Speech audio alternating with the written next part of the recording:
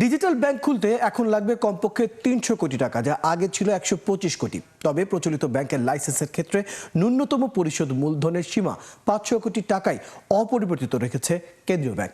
এদিকে ব্যবসা পরিচালনার যোগ্যতা হারানোর কারণে ৯টি আর্থিক প্রতিষ্ঠান বন্ধ হচ্ছে বলে জানিয়েছেন বাংলাদেশ ব্যাংকের মুখপাত্র। অনুপস্থিত তরুণের প্রতিবেদনে বিস্তারিত। বাংলাদেশ ব্যাংক নতুন করে আরও কিছু ডিজিটাল ব্যাংকের লাইসেন্স দেওয়ার পরিকল্পনা করছে।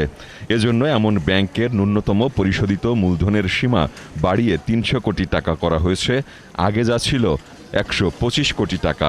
ডিজিটাল ব্যাংকের লাইসেন্সটাই আমরা পলিসিটাই রিভিজিট করলাম। এই কারণে এখানে যেটা ১২৫ কোটি টাকা মূলধন ছিল কনসেপ্ট, সেটা এখন বাড়িয়ে ৩০০ কোটি টাকা করার সিদ্ধান্ত গ্রহণ করা হয়েছে। ডিজিটাল ব্যাংকের লাইসেন্স দেয়া হবে ১৯৯১ সালের ব্যাংক কোম্পানি আইনে, আর পেমেন্ট সার্ভিস পরিচালিত হবে ২০১৪ সালের Bangladesh payment and settlement system রেগুলেশনের অধীনে, জানান বাংলাদেশ ব্যাংক মুখপাত্র।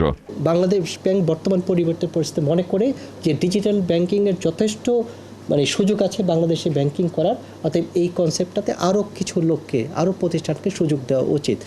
একটা দুইটা প্রতিষ্ঠানের মধ্যে এটা সীমাবদ্ধ রাখা ঠিক হবে না।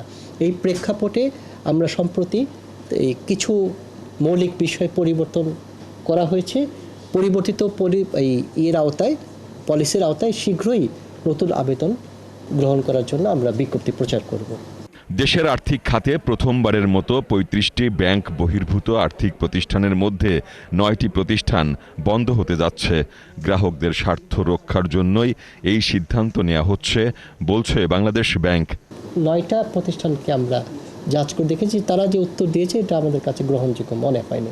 অতএব এদের ব্যাপারে কী সিদ্ধান্ত, এইগুলোর আর ব্যবসা পরিচালনা করার যোগ্যতা তারা হারিয়ে ফেলেছে। অতএব তাদের ক্ষেত্রে অবসায়নী হয়তোবা একমাত্র অথবা মুখ্য পন্থা হতে পারে। সেক্ষেত্রে আমি বলবো যে ব্যাংকিং সেক্টর যেমন বিপুল পরিমাণ আমানতকারী থাকে, আর্থিক প্রতিষ্ঠান আমানতকারীর সংখ্যা সেই পরিমাণ না, তারপর যারা আছে তারা যাতে ক্ষতিগ্রস্ত না হয়, সেটাই হলো বাংলাদেশ ব্যাংকের মুখ্য বিষয়।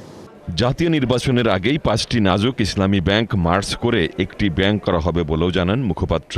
প্রথমে যে কটা ব্যাংককে মার্জারের প্রক্রিয়ায় নিয়ে আসার সিদ্ধান্ত গ্রহণ করা হয়েছে, ওইটা সফলভাবে বাস্তবায়ন করার পরেই পরবর্তী ব্যাংকগুলোকে নিয়ে চিন্তা করা হবে। অনুপস্থিত তরুণ, ৭১, ঢাকা। কিন্তু